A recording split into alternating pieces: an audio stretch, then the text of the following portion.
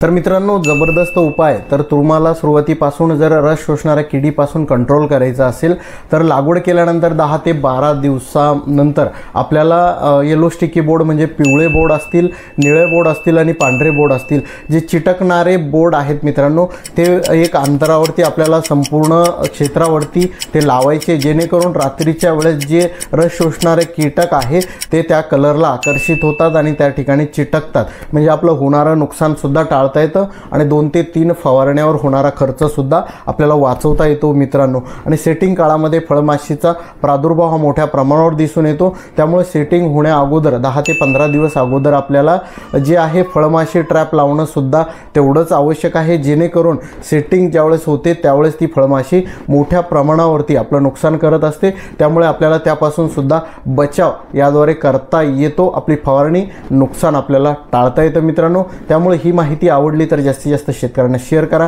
Video like करा आणि follow करायला विसरू नका. धन्यवाद.